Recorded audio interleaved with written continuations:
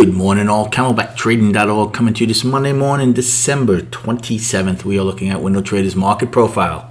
SPY IWMN, Triple Q. First and foremost, hope everybody had a nice, restful, peaceful Christmas holiday weekend.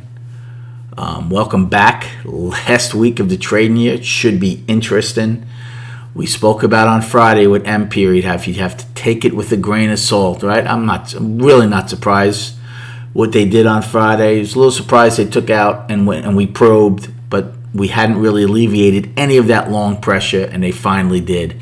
And look where we are now with 75 minutes to go prior to the open, and both us, Triple Q's probed, and even though we closed at the lows of M period, look, we're above where we probed. And possible gap this morning in Q and NQ.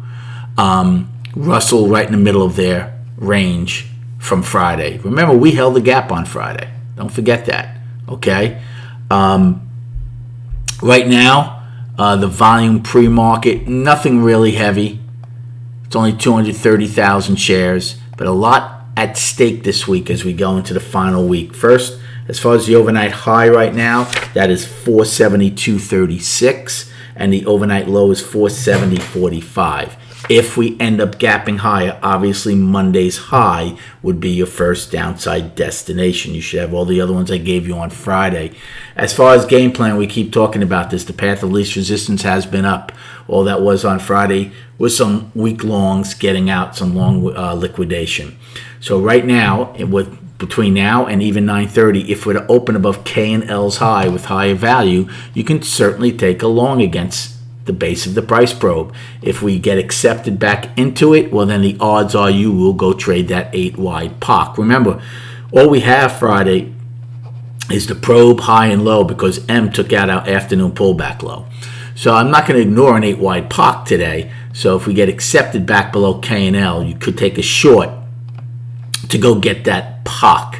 Or in the next 75 minutes, if we open below there, you could take a short against K and L's high, because where there's buyers, they wouldn't be there.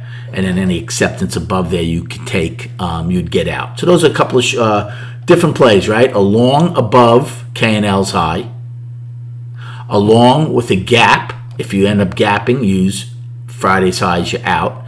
A short, if you open above here, then get acceptance below K and L to POC, or a short if we are to open below K and L back down to POC. Real early plays this morning for the trading day.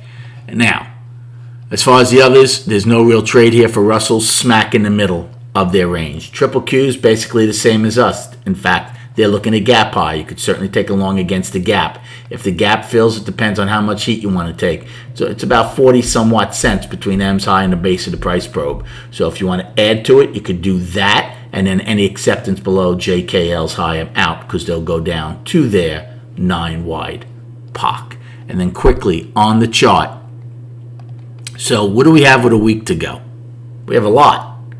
We have a monthly that's in balance. However, if we're able to close above 473.54 on Friday night, you could have an outside month up going into the new year. Very bullish that would be.